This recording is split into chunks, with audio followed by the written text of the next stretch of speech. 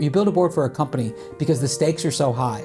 Is there anything more high stakes than your own life? For some reason, we're not taught to manage the most important business that we'll ever be a part of, which is us, ourselves. I think you gotta have a dream. The School of Greatness. Really? Yeah. Please welcome Lewis Howes.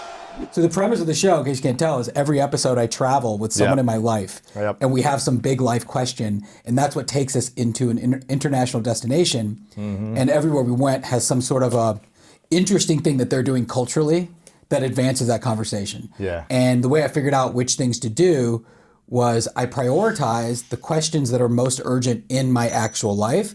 So that way, look, I've been in so many failed TV shows that... How many shows have you done that have actually had one episode on TV? Not many. Really? I've been on one episode of a ton of shows. Well, how many ones that you were actually... Where I was like a regular on? A regular on. I don't know, maybe 3 or 4, not many. And I've never gotten past one season. Really? Yeah, I'm poison. I've done like 15 pilots. Isn't that crazy, which is man? Insane. Yeah. Where you're like, this is the one. Like, we're gonna make it. Well, it is the lottery ticket in entertainment. Like when you get, and that next step is just insane money, great lifestyle. That's like the third season where you're really having a great lifestyle and good money. Yeah. Right? But Season even 1? in the first season, you're making tons of money. Really? Oh, tons. If it's on a big network and... Yeah, they're always big network. And so I know I'm really lucky to have gotten that far, but I was stalled out there. And I will say it taught me like one of my most important life lessons, which is, you know, I imagine a lot of your listeners know you're probably like the fun of achievement for a lot of us is in reaching the top of the mountain. And I feel like now that I'm older, and I remember when I was 40, I woke up and I kind of realized, oh, you know, I've had such a good life. I've done so many cool things. And I've become used to people complimenting me on my achievements. But there I was that day when I turned 40, and I remember I was like looking in the mirror like it was like a lame TV show. And I had this moment of like, wait, but I don't even know that I remember everything that happened, nor did I necessarily enjoy it. And I was tired. Wow. And I think, you know, the kind of turning point for me there was that I wanted to start figuring out how to enjoy every day more. And the hustle of trying to climb these tall mountains, difficult things, that's what we feed off of, right? We get that dopamine, the adrenaline, our backs against the wall. Can we do this thing, right? But, and what you kind of primally tell yourself is in order to get to the top of the mountain, you have to be myopically obsessed with getting to the top of that mountain. At the expense of your relationships, your health, your day. It's all forward looking though. And in the meantime, your life passes by. So now, whenever I'm trying to decide what to do, I think more about, okay, there may or may not be a top to this mountain. From what I'm hearing, there's actually never a top to the mountain. Right. There's always another mountain. Or you get to the top and there's nothing there, which is something that Prince said. You're empty. Yeah. Yeah. I'm trying to enjoy the day, enjoy the process. And so even when the show, you know, they said, CNN said to me, we want to do a show with you. The only thing we know for sure is we want it to include travel. But outside of that, do whatever is authentic to you. First off, I'm not an expert in anything, so I couldn't do a show on food or, you know, anything along the lines of the School of Greatness. I'm not an expert in this stuff. But what I am is genuinely curious and I love. And on a practical level, because I know shows go away so easily, I wanted to make a show that once it gets canceled, I'll have still said it was you had fun, a life-changing experience. Yeah. Exactly. Even if it doesn't work out or even if it gets canceled. Yeah, which means not traveling alone, being with people I want to be closer to, not further apart, including my wife and kid. So that way they're in the premise of the show. They're with me on these trips. Yeah, enjoying it. That in and of itself makes the show amazing. Right. But then on top of that, we're tackling questions together that really matter to us. So Mexico with my parents, we went to one of the hottest retirement spots for expats. And where was that? Puerto Vallarta? Merida. And that episode is about retirement and aging at a time when I'm on the other side of 40. I'm starting to realize everyone's mortality. And being a father, I actually empathize with my parents in a way that I never have before. Because when you're a father, you obsess over this kid. And you just love the kid so much. And you want the kid to love you back. And I realize that my parents have felt that way about me for 40 plus years. Wow. And because of the way society is set up right now, we all live further apart. We're increasingly individualized, private. We're not dependent on each other at all because we don't need to ride to the airport. We have Uber. And I feel like parents today are very much victims of a society that lives much more further apart and much more. And I want to pay back. Yeah, you know what's interesting? I moved out of my house when I was 13. I was the youngest of four. What? I moved out when I was 13. I was the youngest of four kids, right? My parents were just working really hard day and night to try to make money just to like provide for us. Right. My dad eventually, the work paid off, and eventually, like right when I hit 14, his kind of like 20 years of work paid off, and he started to make money, and it wasn't like this struggle anymore. It's like, okay, we can afford some nice things. Right. But those 13 years was very stressful for me because my parents, my siblings were older. They didn't hang out with me, so I felt very alone. They were older. They had their friends. One was off to college. You know, it's like I was just this young brat running around trying to get attention from my older siblings. Right. And I didn't really have many friends. My brother went to prison at one point for 4.5 years when I was 8. So that time in a small town in Ohio, everyone knows everyone's news. How old is your brother? He was 19 at the time. So he went to he sold LSD to an undercover cop. So first offense, sentenced for 6 to 25 years, got out in 4.5 years. Was it bad LSD? Did the cop not enjoy the trip?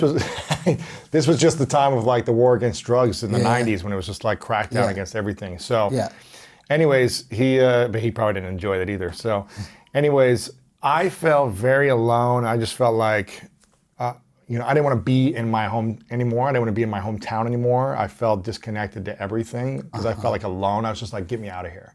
Because I could see myself doing more and more bad things. I was cheating on all my homework and tests at school. I got suspended at one point for a few days. I started stealing like candy bars and cigarettes or whatever just to like for the thrill of something. But those are good things to have. Right, exactly. At that age.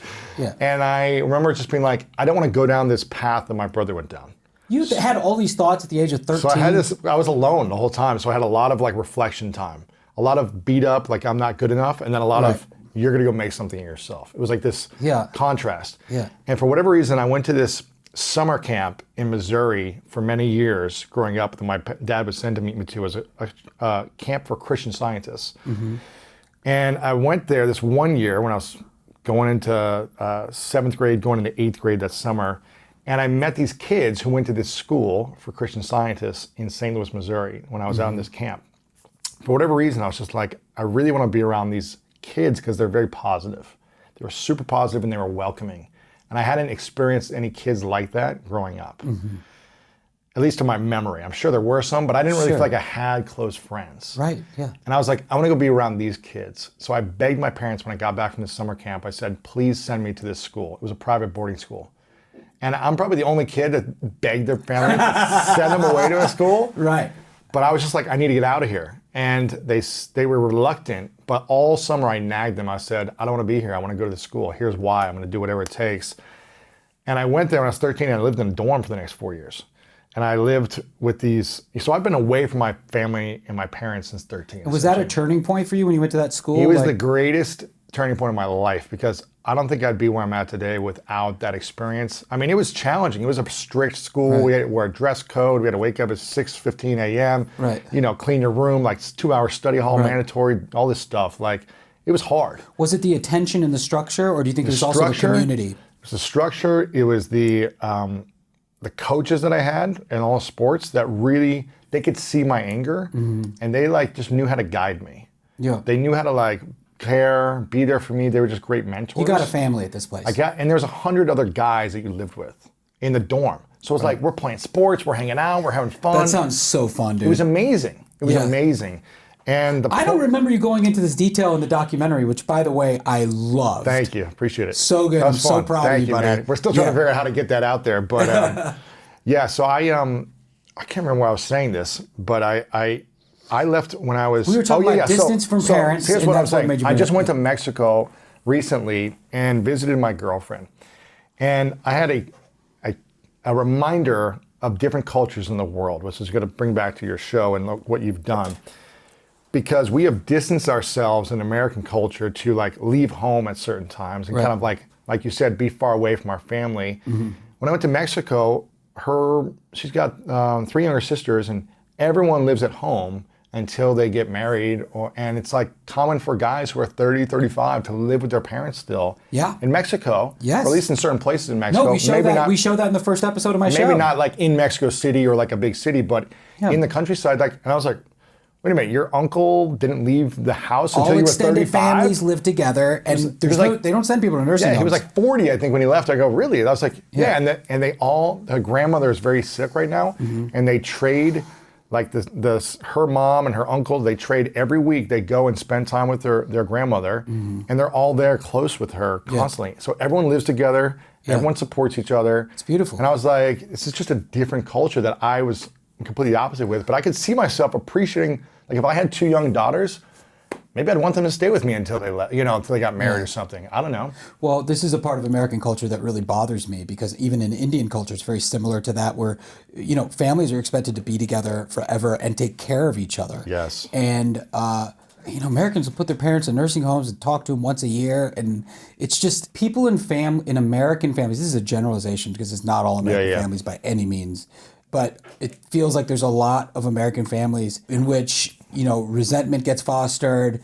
People, if they don't like each other, they don't hang out with each other. There's a lot of you're always having to prove why you should still give each other attention, which I think is so toxic. I think it's unhealthy, because one thing that I know firsthand, What do they do in Indian cultures if they disagree with someone in the family or they resent them? they fight, but they stick together. Really? And a beautiful thing happens when you fight and you stick together. Making Meet the Patels, a documentary I made with my sister, we made that together for 5 or 6 years. I definitely liked her, but I don't know. I mean, I loved her, but I'm not sure I liked her. Let me put it that way. I found her kind of annoying, like this annoying. Yeah. We were just very different, and we'd also never really both willingly wanted to be in like an intimate sibling relationship, but we made this movie together because we love each other. We believe in the idea of siblings, The vision. being supportive and be together. That's the culture, from which we come. And when we made that movie, we fought so much to the point where we made each other cry one day. Wow. We sent each other to therapy, and I see that as one of the greatest moments in my life in so many ways.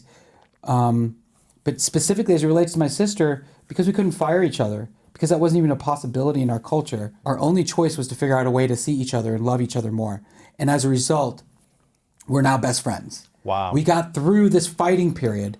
And when you're fighting with someone you love, what you see are all the things they're doing wrong to you, all the things about them that annoy you, tons of resentment and vitriol. And when you start to love each other, and this is something I've applied to all my relationships since then, true love is actually in those moments finding a way to not be principled, because I think being principled is actually... I mean, like being right? Or what do you mean by being principled? Principled is this idea... I'm doing this out of principle because you did this. A sense of justice for yourself is something that, That's so as hard. Americans, we're taught that we need to have. It's so hard, isn't it? To It's let so go hard because of- your ego, and you're also you're like in your mind logically, everything I'm saying makes sense, and everything you're saying It's irrational. It doesn't make sense, yeah. But actually, principles only serve you if they're serving you. And more often than not, we're principled at our own expense. What you need to do when you love someone is throw out principles. Throw it out. How do you do that? It's hard. You exercise it, but it's hard. So how do you throw it at principles if someone is breaking, is crossing boundaries, Yep. is hurting you, is saying Yep. hurtful things, Yep. is not holding to their word, whatever it Yep. is? How do you just say, okay, Yeah. keep doing this to me and allow it to happen to me? Yeah. Okay. So you're in a relationship. Yes. Okay. So you understand this, right? Yes. Okay. Anyone who's in a relationship. Yes. Okay. So In your marriage, how do you do this? If okay. you're So when my wife and I used to fight. used to, is this you don't do this Oh anymore? no. We had a fight last week that was an hour long, and it was one of those where at the end of it, I'm like, I still don't know what we're talking about. I don't even know what we just discussed. No idea. I'll give you an example though. In all of these fights, every single fight is ended the same way, or at least resolved in the same way, which is me saying sorry. even if I don't believe You're it. not wrong. Okay? And she says sorry, even if she doesn't believe it. And we both, in that moment when our walls go down, we actually focus more on trying to love each other and reconcile than we do on being right or winning. And what I've learned is, look, and I don't do this perfectly every time, but with my wife now, we used to fight and it would be trying to prove to the other person, I'm right, you're wrong. I'm right, you're wrong. Why did you do this to me? Getting some my sense of gosh. justice and understanding. Men, we always try to say that we're speaking logically and they're speaking emotionally. That's like one thing that we all do. Yes. Okay, when they're both actually equally fucked up. Yeah. And what I've noticed is when that fight's about to happen, you know exactly what I'm talking about. Before it's even here, you start to feel something. You start to feel something really subtle in your gut. Before you even there's anything here or here, you start to feel something in your gut where it's like, I think it's like those 8 seconds before you're about to vomit, where it's just like you're so familiar where you're like, something's about to go down. Okay, so whenever that feeling comes, I immediately clock it, and the mantra I try to repeat to myself is, create a safe space, be on her side. Wow. Love her. Create a safe space. That's crazy. Be on her side. What if she's completely irrational and wrong? But if you're on her side, which you are, Uh-huh. if you really love someone, you're on their side. Yeah. Okay? It takes you to put yourself in their point of view, embracing all the argumentation that they're giving you. Even if you, Lewis, do not agree with it, Right. you have to be the other person. A whole nother level. And you also have to practice being graceful.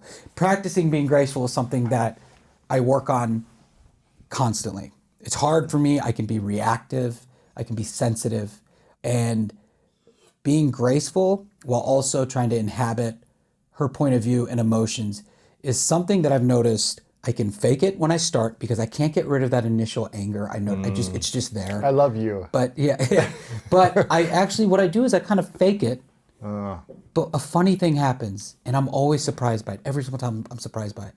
By doing it, I actually eventually stop faking it, and I actually do start to understand her point of view. Because another thing happens by doing that, by letting her know that I'm trying really hard to understand her point of view, and that I'm thinking about her feelings and not mine.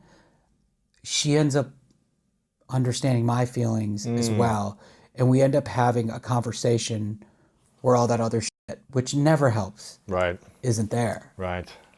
It's a pretty dope thing. It's interesting. I have a practice that I try with this where whenever I get emotional or triggered, whether it's in a relationship or whatever, Right. I've gotten a lot better to the point of saying, I do this practice where I take my ego out of my chest and I put it over here on the side. Okay. And I allow the interaction to happen between that person and my ego. And I just kind of look and observe it. So imagine like my ego is a ball in my chest, and I take it out and I put it over here, right? Yeah. Or my mind or whatever. Yeah. Put it here, and now the person's attacking that ego as opposed to me. Right. So I just try to look at it and observe it from over here and say, okay, they're not attacking me, they're attacking this. It's like, just be calm and relax. Yeah. And I'm usually pretty good until it like keeps getting triggered over and over again. It's like trying to figure out how to I love that. fully take that out of me, because I feel like the ego serves us in a lot of ways, but it also doesn't serve us in those times when we react and we're negative and we're hurtful, and say things we don't want to say, whatever it may be. Yeah. So I try to take it out of me and observe the conversation like from the side, from above, and do what you do as well, which is like, okay, let me just listen and let them share and talk and We're try to be both basically peaceful. advocating for some version of Dr. Manhattan in Watchmen, where we have to be multiple people at the same time. Exactly. It's crazy, man. It's crazy. Well, this documentary you did was huge for you 5 years ago. I remember when it came out on Netflix, seeing it as like featured on Netflix. Yep. Kind of before they were promoting documentaries. Now documentaries are massive on Netflix. Yeah. And that, would you say that kind of puts you bigger on the map in terms of like for the, sure. I mean, how many people watched that? It was I don't know the numbers, but you know, when it came millions, out, probably. we were trending next to Making a Murderer for like 2 or 3 weeks, which was crazy, insane. man. I remember that. It was an insane kind of groundswell that came out of nowhere, and it changed my life. I mean, it changed my relationship with my sister. My family and I, we've experienced that documentary. To this day, we still experience it together. In that moment, we're touring and we're going to like festivals and press. And I mean, what a unique experience as a family that most people never get to experience. But then we still experience it today. My parents are really the stars of that thing. Yeah. And people come up to them in airports like as if they know them and they love them. And my parents are so good at being celebrities because they're everyone's parents. Though my dad's Facebook status is actor now. They're both very much in. They're hilarious. But, my whole family has gotten so close as a result of that.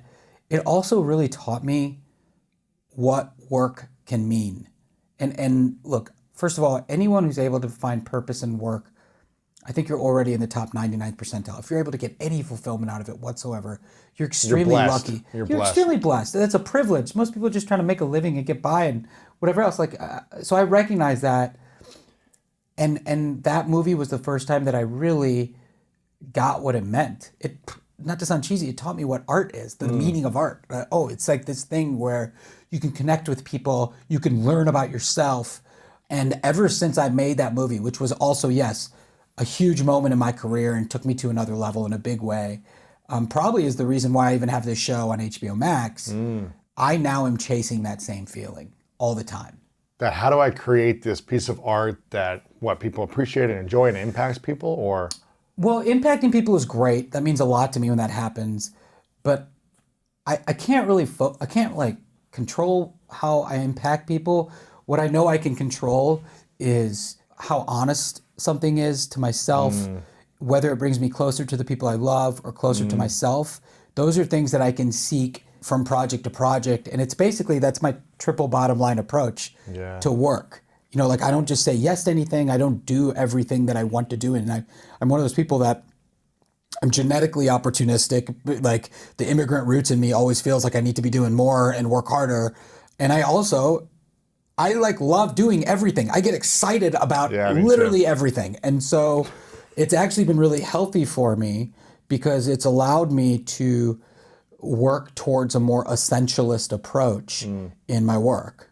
Now, from the documentary, I remember, and in the last time I interviewed, I remember you said that you were excited about being a dad, but you were like scared and excited at the same time. You were like, I think I'm ready for this, and I want to see what it's like.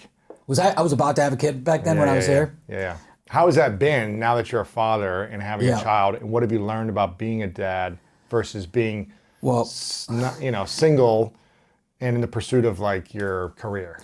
So episode 2 of Pursuit of Happiness is about parenting. And like I said, I chose each episode based on the things that are most urgent to me. Yeah. I don't know that there's anything more urgent than this new startup I have in my life. A wife, a child, a kid, and I'm trying to be this adult who makes all these things great and gives and takes all those things that family require. That episode, we go to Japan, one of the most innovative places in the world, especially in the way they parent, with my wife, because we're both really obsessed with trying to be good parents, but we're complete opposites. Like personality-wise, she's very type A. She's read every book on parenting. I'm kind of all over the place and definitely not reading the books. Right. We're both from different generations. I'm of the generation where you just kind of try not to kill the kid and you let them be super independent. She's more of the generation where you're very hands-on, and that's something that we really want to get right. And in trying to get it right, we butt heads. And so it's a great, I think, episode for anyone who's parents and wants to have a conversation about parenting and over-parenting and how to raise a kid with grit. Right. But I think it's ultimately an episode about marriage and how we fight and how to fight better. How do you fight better?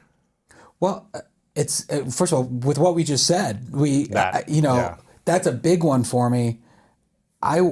Couples therapy is a great way to fight better. I'm a big fan of couples therapy. I've probably put 20 dudes in this country in couples therapy. I'm singularly fighting toxic masculinity by getting all my bros in therapy. I feel like my brother told me he was like, one of the greatest things you can do in getting in a relationship fresh is start in therapy. Yes. Like even when it's great. Yes. Go to therapy when it's like in the honeymoon phase and talk things out, just so there's nothing that's resenting anything. You're not holding on to anything. You're just talking it out. One of my best friends gave me that exact advice. Really? And he said, go when it's good. And I did it, and it turned out to be such great advice. The talk that I give, I have this pretty tight 5-minute talk that I give dudes to get them into therapy, and it always works. What's that? It's the closer Let's of hear it. therapy talks. Well, I mean, it's something along the lines of because most dudes understand how businesses work, and if you know what a board is, a board of advisors, right? Yep. Why do you have I believe in having a personal advisory board. Something I talk about is like finding your own personal advisory board. Yes, that's something in I've been life. trying to build right now. It's something, game the changer. idea of the average of the 5 people around you is who Exactly, you be. That's right. the thing that I'm working on so much right now. And I'm even doing it, but I'm doing it in different ways. I'm doing it really actively in terms of value. So like my wife and I talk about this, like who can be mentors to us in family? Ooh, that's good. Who great parents? Who seems genuinely happy and is living the life that is worth admiring? Whereas before, our mentors were Successful First of all, we didn't have actors as many, but there are yeah. people who are doing the things in that old value system where it was really just about status and achievement, to be honest, and to have an adventure. Yeah. But yeah, I think what I tell them is like if you build a board for a company because the stakes are so high. And you need a place that you can go to manage the big picture. When you're in a board meeting, you're doing triage, but what a lot of people outside of the business world don't understand is most of the time you're actually setting expectations. It's aspirational. And the board meeting is there to track how you're doing on your goals. Aspirations are not something you really deal with in moments of triage. So you have this thing for a high stakes company. Is there anything more high stakes than your own life? For some reason, we're not taught It's true. to manage the most important business that we'll ever be a part of, which is us, ourselves. That means put a system in place where you're spending time, you're having a board meeting for yourself once a week, once every 2 weeks, once every 3 weeks, whatever it is, where the only focus is to talk about your goals and how to improve them and track them. I like to give the analogy of a trainer in the gym. We can go to the gym. We don't need a trainer. But why do we get a trainer? Well, because you work out harder. You at least show up. That's, to me, people who don't know about therapy, they go to therapy expecting the therapist to do all this work. I love hearing people say, oh, this therapist is just a moron. He's stupid. Well, maybe, but the therapist you go see, even the worst one, you should still be there because the point is that you're supposed to be there in the gym. Working out, even the worst, as long as you're there and you're trying to have a conversation with yourself, just that mindfulness of itself, you're getting reps. Yeah, you put attention to the issue or the challenge. Yeah, I'm not saying you should bounce around. I think there's some therapists you're not meant to see at all. Some therapists are only meant to see like a relationship for like a few weeks or a few years and you move on. You get different reflections from different conversations with different people. But it's a business worth managing. And if you can manage that business, I think the rest of your life is going to be in a much better place. Do you think people in therapy are in general happier than people out of therapy or vice versa? Well, that's a tough question because, therapy is just a surrogate to things that a lot of people get outside of therapy. We were just talking about family. Traditionally, we used to be much more dependent on each other, including our elders, for wisdom. For therapy. For therapy. We talk to each other about it. Because we're in community, or talk to our aunt or our uncle or our brother or whatever, right? Yeah. But when we're independent, we're alone and isolated. Yeah, exactly. And by the way, that's why men need therapy more than women. Okay? Because men isolate That's why more. I wrote a book about this. Yeah, it's crazy. Yeah. It's like women, like generally speaking, are a little more emotionally intelligent. I'm sorry, guys who are listening, but women, that thing that we think is gossiping is actually women sharing each other's lives and point of views with each other. That's their board meeting. They're doing it so they have confidence. And so I don't know that therapy is necessarily means that you're a happier person. It is one of the tools that can be there to help you become a happier person. I mean, look, the happiest people in the world, according to all the studies, are like farmers in the middle of Indonesia. Really? They're not going to therapy, but they're doing a lot of other things really well, such as just living life and living a simple life. And, the American complex has everything to do with optimizing. By the way, we do an episode on this in South Korea. Real stresses on work-life balance, that feeling that in work, we always have to be doing better and better and better. And we need more money because whenever we're not working, we're spending more money to make the most out of every minute of our non-work time, to play harder, to go to better restaurants, self-help, everything. We go so hard at every minute of our day that as a result, we're never actually satisfied with what we have. And then, to counterbalance that, we need to schedule even more things like juice cleanses and meditation and therapy and yoga, and TED Talks. Right. Right. It's an insane cycle. So I don't know. I think therapy is a very good idea if you don't feel like you have a confidant. What's the biggest lesson your parents have taught you in the last 5 years since making the documentary? Because they had an arranged marriage. Mm-hmm. Yeah. What's the biggest lesson you've learned from them since you've gotten married and had a kid? The idea of arranged marriage, these guys didn't know each other. They didn't love each other. They didn't love each other, yeah. And I found in my marriage, I don't think it's been that different. I knew my wife. I loved her. I proposed to her. We did all the things the American way. But what I've realized is the thing that really makes any relationship work is not a feeling. A feeling might create the willingness to be there. To try or to try, yeah. But it's the willingness itself. It's the commitment. And by the way, the feeling and compatibility help your odds, but it's the commitment that, lays the bricks down one by one. I think my parents are really beautiful evidence of that. They genuinely love each other. I think it comes across. You'll see it in the show. You saw it in the documentary. I told my wife recently, I just recently realized, my wife and I have only known each other for maybe 7 years now. And, our daughter's 3. If you'd asked me 3 or 4 years ago, I would have said, she's my best friend. I love her. Your wife? Yeah. Because that's what we say about our wife. That's what gets us in love and all that stuff. I proposed to her a year from the day we met. I love you. Well, what would you say now? Well, now I would say that it's not that easy.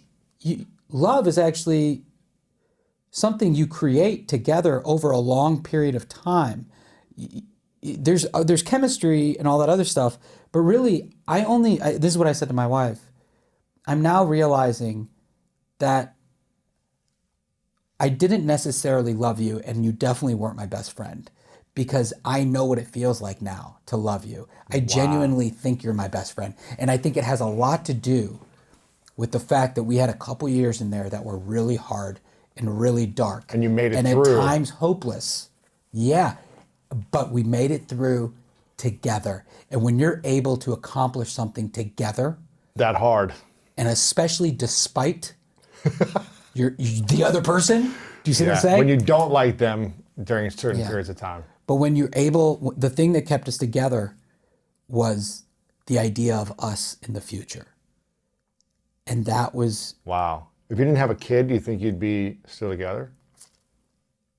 I hope so. I don't know, though. I mean, I think a kid helps you. I mean, a kid, going back to the business analogy, I mean, that's your product. That is, that's our one SKU. Yeah. And so we're all in on this thing. And what it ends up doing, because it's the one thing, it exposes very quickly every crack in the windshield. Every inefficiency comes to a head. You very quickly have to dig in and figure out who you are. And I'm actually really grateful for my business experience because it is really like digging in those first years of a startup. You just have to be like, oh, well, it's not different from what you've started here or from sports. A lot of times you have to put aside the part of your brain that's telling you, yo, this is a bad idea and you're not going to make it. What you need to do, and this is where your ego serves you. Yeah. Your ego is the one that says, don't listen to them. We can do this. So why do you think some marriages fight less than other marriages? Bro, I'm not an expert on this. Why? Why do you think? Yeah. Is it compatibility? Is it chemistry? Is it connection? Is it a differences of ego? Like people are just more empathetic and therefore they don't get into fights. People let down their principles and say, okay, you can have whatever you want. I mean, look, I don't know because I'm only in my marriage and I'm definitely not an expert on this stuff. But if I had to guess, I think relationships all have a finite runway, and some of them are not meant to go on forever. They might only be a year, 5 years, 7 Yeah. years, and then dissolve. Literally every facet of the world and humanity has a shelf life, has a utility. When did we decide that that doesn't apply to love? It's just a bullshit American ideal that has been perpetuated by romance novels Disney and and- movies. Yeah. And there's another thing that's also perpetuated by those things is that this idea of love is the only thing that matters in a relationship. Love, like I said, is more the side effect of the work. And in America, I think we put way too much emphasis on love. I mean, I feel like a lot of people, all they care about is love and feeling and lust. And if they don't feel it, they're quick to jump out as well, right? Yeah. Whereas in India, Yeah, it's right, like, oh, you're not having sex, you feel like it's over?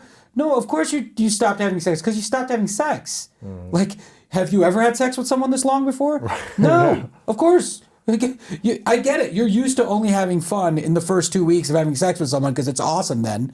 Yes, Right. we get that. Well, what you haven't tried to do is have fun having sex in the second year or the third year or the fourth year. 20th year. And that's an art form that I have not yet figured out. But I believe Yeah. that a decline in romance or lust or the things that were there at the beginning of a relationship, those aren't indicators that you need to get out.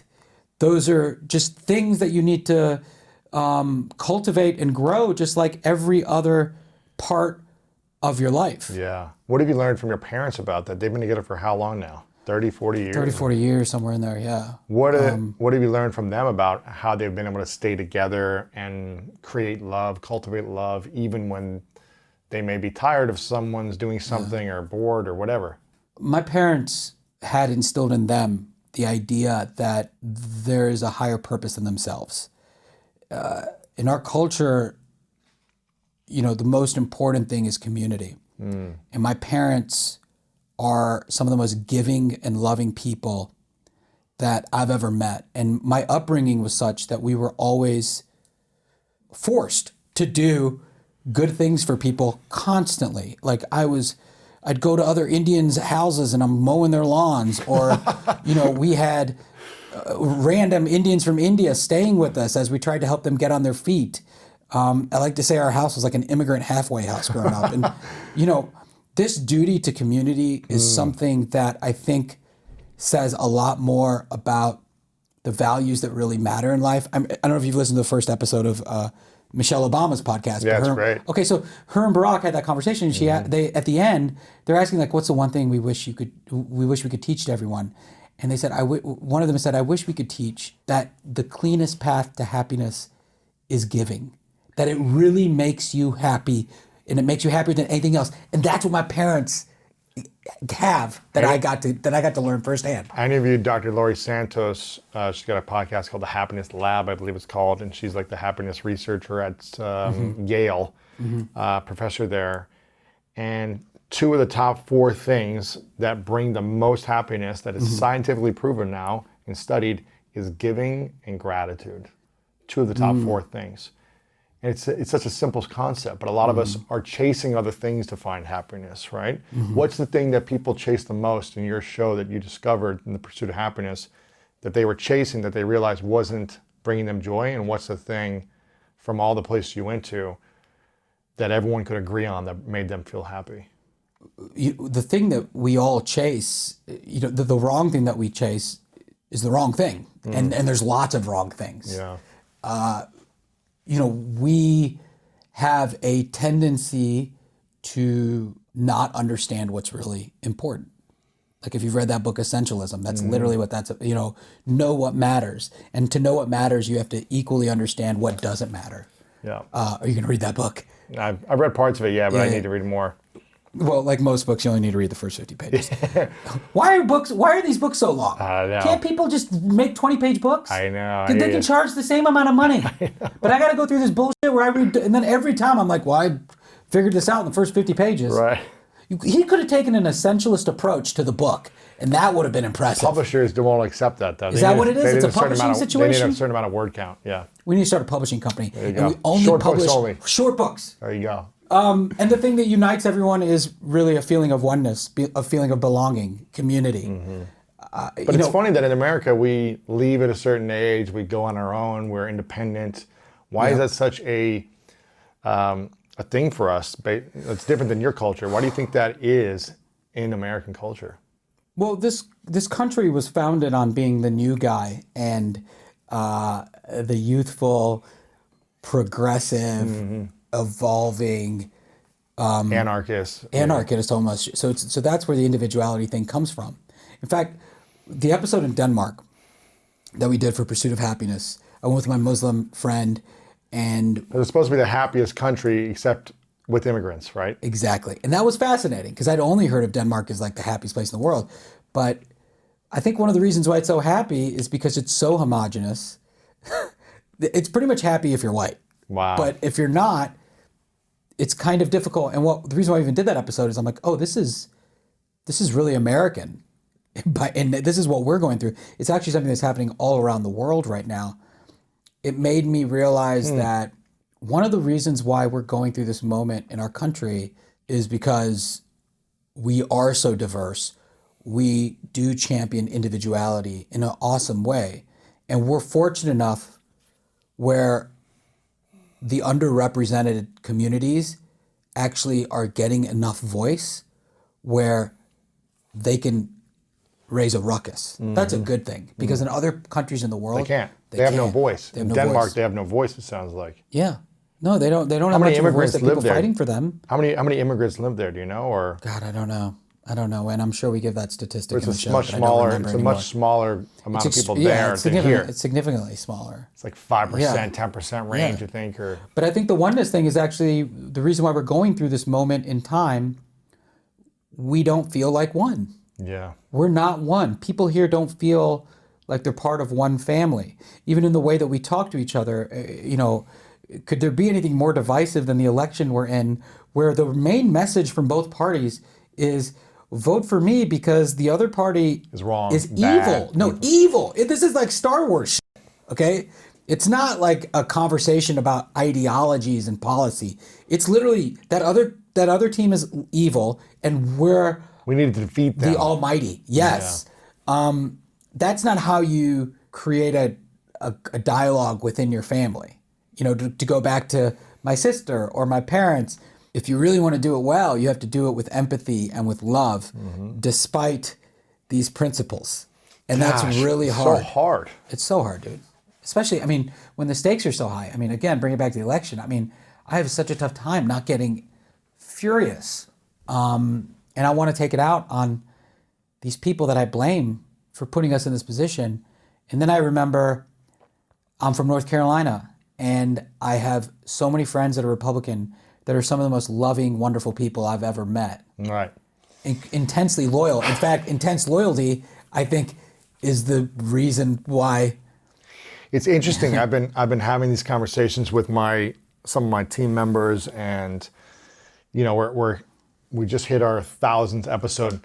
Thank you. And I'm thinking of the next 1,000 episodes of like, how can I truly make a bigger impact with my community? I'm always willing to go on any platform and share a message, whether it's more conservative, more liberal. You have to be willing to have a conversation with people that don't agree and try to draw them back in and give them some candy to get them drawn back in for the vegetables, right? Yeah. And wouldn't that help us have a better conversation to open a dialogue? Yeah, but it's absolutely a better way. But I feel like so many people are like, you can't put these people on your platform because then you're endorsing them and it makes you You're bad. giving them a platform, yeah. But Which I'm is like, tricky. but we need to be able to open up and have a conversation with people that we don't agree with in a calm, loving way, don't we? I agree. Or I think if the person that you're having the conversation with represents a viewpoint that a lot of people have, then I think you're not giving them a platform. You're actually giving your audience a point of access. The idea of cancel culture, or just anytime anyone only is willing to listen to their own opinions. This is why people hate on, a lot of liberals hate on Joe Rogan because he talks to anyone and he's Everyone. generally he says what he feels. people should be allowed to disagree. People should be allowed to be wrong. People should be allowed to be stupid. People should be allowed to make mistakes. And that's how we learn and we progress together. But the idea of, I'll speak just for liberals, because I am liberal, at least socially. There is nothing more anti-liberal than not having an open, inclusive conversation. That's a powerful statement right there. Yeah, and I would argue Then that why are so many liberals like, no, like... Conservatism I get, because that's premise, literally the word conservative is in there. The whole premise of that party is tribalism at its max. The thing that matters most is stick with everything we have and we hang on to it and everyone protect it. That's that philosophy, okay? The idea of liberalism is premised more on, let's call it progressivism. That word progress isn't. It's about evolving. It's about changing. You can't change and evolve if the only person you're listening to is yourself. Yourself with the same opinions. Yeah, it's your own opinion. That's why I have different people from religious backgrounds, spiritual backgrounds, different scientific backgrounds, nutrition background. I'm like, anyone who gets pissed at you for having a conversation with someone who disagrees with you, I think that person themselves is probably a hypocrite. Interesting. And maybe that's the person that needs to listen more. As long as you do it in a way that's thoughtful and respectful, I think more good than bad can come out of it. You're very connected in the Hollywood scene. You have a lot of friends who are big actors and producers and directors. Yeah. Do you have any friends who have been like canceled during this climate that you're close with, or that you have? I actually don't have a lot. I know a lot of people in that world, but I actually have very few famous friends. I don't care for them. Gotcha. You know what it is, man? I have this I think I have this complex with power and popularity that's probably rooted in my younger years. And I find narcissism, anything involving like status and power, I find all those things so off-putting. And they also kind of trigger me. So I have a tough time in general interacting with people like that, even if they're doing nothing wrong. But then a lot of these people have walls up around them, rightfully so, because they're famous. I just like normal people. Like most of my friends are really just smart, good people that are. Yeah, that's why we're leaving LA. Like I want to be around more normal people. When are you leaving? We're talking about moving at the end of this year. That's another thing that came out of the show. Wow. So in the show, we did the episode on work-life balance. We did the episode on marriage, during which we went to like these farmers who are living the simple life that we've talked about doing. We did an episode with my parents about retirement and being closer to my parents. And in Denmark, we realized that we want to be closer to the people whose views we oppose rather than away from them. A culmination of that is we're going to move east to be closer to my parents, to live in a place that's more politically and intellectually diverse, and we're gonna reduce our overhead by 50%. Wow. And live a much simpler, cleaner life. Yeah, we always have taxes. So, and we're gonna live we're gonna live somewhere where people don't really know what everyone does for work, and they don't care. Wow. Wait a minute. So, do you know where you're going yet, or we're looking at Nashville and Raleigh, Durham, Chapel Hill. Wow. So we're gonna go do a test drive. Wow. At the end of this year. My sister's in Charlotte. She loves it there. Well, I'm from Charlotte. Oh, wow. So we probably won't move to Charlotte. My wife's from Atlanta, but we want to live close enough to the grandparents. And so, where do they live? Charlotte? Well, mine are in Charlotte. Hers are in Atlanta. Oh, well, gotcha. And so we want to be close like enough. 3-4 hours in between. Yeah. Wow. But that's why we're doing it. I kind of feel like maybe it's a better transition. To live somewhere. I do need to be able to get on a plane easily. I hear you. Yeah. To come to LA, to go to New York, just for work. Right. Interesting. So you are moving. That's the plan. It's 75. We're going to the East Coast for like 3 or 4 months. To test it out. And we're going to test drive places. Wow. And if I had to bet, I would say that we're going to move after that. And the way we're doing it is, look, if we come back to LA, it'll just have been a great adventure. Yeah. Look, I'm sure you've had these conversations. Wanting to do the perfect next move, whether it's in career or other facets of your life, it's paralyzing. And it keeps people from doing. It's the best part of that first book that Tim, 4 Hour Work Week. That's like that's the best part of that book, is where he talks about how the need to feel good about the next move is the thing that keeps people from ever making that move. Just go do it. Or just go move. Yeah. In this case, we're moving. I like the idea. I mean, Nashville's cool. Durham. I think those would be great places. Yeah. That's fascinating, man. Wow. So what if I mean a job brings you back here? Then you just move back here, I guess, huh? Yeah, but I'm also trying to figure out a life where I don't need to be here or New York as much. I'm doing so much stuff just in terms of writing, directing, producing, stuff that doesn't require me to be here as much. My acting career is going great, but I don't get as much fulfillment from that. The main thing I get, not that it isn't fun sometimes, but I don't get the creative fulfillment out of acting that I do out of Creating. Yeah, exactly. And so, but I need to keep doing it because it actually opens The door, right? all the doors to these other The things. relevancy. Isn't that interesting? What is I mean, what's your thoughts on becoming a celebrity and I feel like if you have an idea, if you have a product, a business, you need to have someone become a celebrity to get attention. Otherwise, you're driven by buying media, spending money on advertising to get attention, right? There's two ways: organic eyeballs or paid eyeballs. Yeah. If you have a project, an idea, or something. Yeah. What's your thoughts on becoming a celebrity, the celebrity world? Well, I think about that a decent amount because it's something that I've always been extremely uncomfortable with. Up until a few days ago, my Instagram account was private. Really? And and against the advice of everyone in my sphere for years. Because for me, I was like, you know what, like I don't like the fame part of it. I understand why that's an important part of the business and how it can help my career. But I also feel like if I make good things, the cream will rise to the top. And maybe I can at least avoid that part of my life for a period of time because at least that way I'm not sitting there thinking, oh, I should post this or I should write that. And it'll be another business to manage.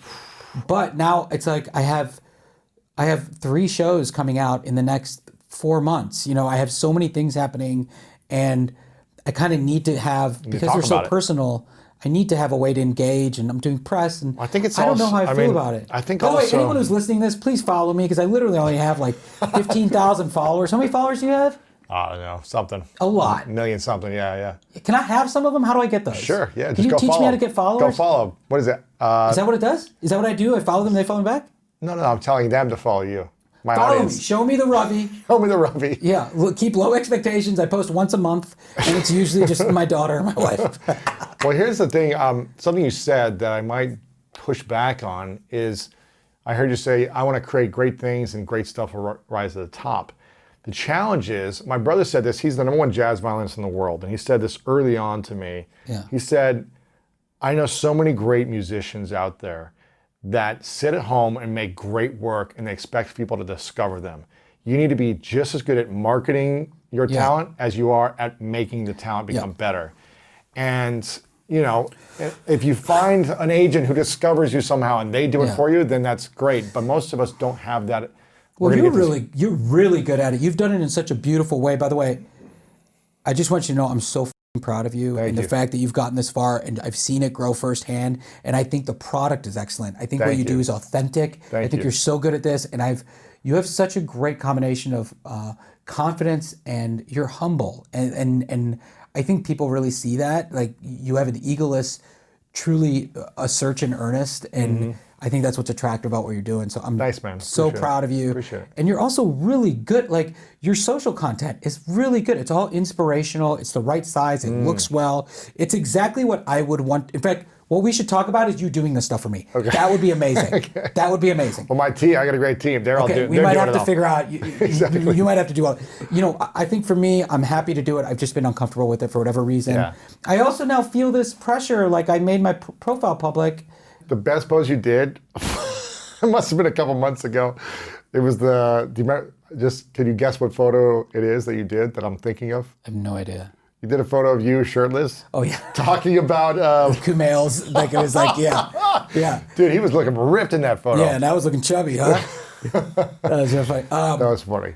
Like, now one thing I'm really insecure about is I made my profile public and I have like no followers. So I'm like worried people are going to look at it and be like, oh, I guess I was wrong about, like, he's not as successful as we thought he was or something. Like, I don't know. I'm like, do I need to like get a bunch of followers really quickly or What's something? the pressure of being relevant and staying relevant in the celebrity world? I have no pressure. That's the thing. I'm not motivated by that. And I wish I were a little more, because I think it would be really good for my career.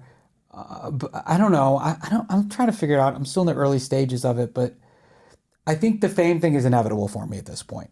And so what I'm trying to figure out is how can I do it in a way that's authentic to me and in a way that is hopefully additive to others. Yeah.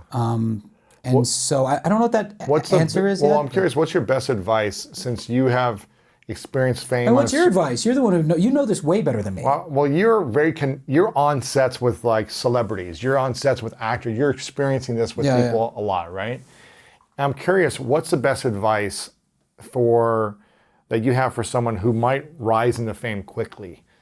Who isn't famous, but they might become famous for whatever reason. They put out a book. I would certainly have no idea what that's like. They put a book out, they do a documentary, and all of a sudden they get attention. Sure. What's the best advice for managing fame that you would have based on what you've experienced and what you've seen other people do right and wrong? Yeah. See, I don't really have the answer to this. It's something I've discussed quite a bit.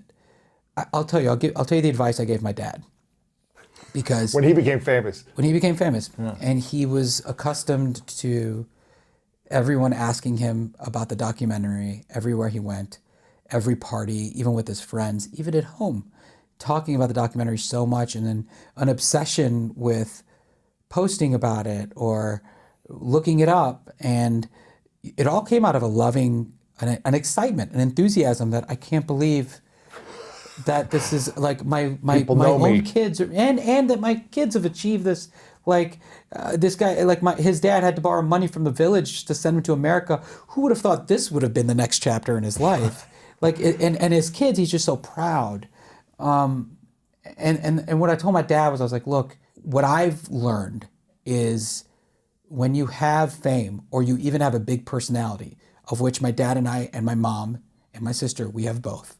We're loud, we're gregarious, and we have some people like to talk about us when we're in the room. Right. And what happens is everyone's trying to talk about you. You're the most, in their eyes, the most interesting person. And what happens is you get used to that, you play into it, and a couple things happen as a result of that. You start to expect to talk about yourself, okay? And two, you're inadvertently taking away attention from the other people there. And so I think the more that you get fame, I think the more you have to work. You still want to be honest. Like, I don't agree with the philosophy that a lot of famous people have, which is like downplay enthusiasm for what they're doing or shut off and don't talk about themselves at all. I just think give an honest, thoughtful answer, be genuinely grateful when you get compliments, but also you do have to work a little harder than most people to elevate the other people in the conversation. Yeah. How can you make them just as interesting to you as you are to them?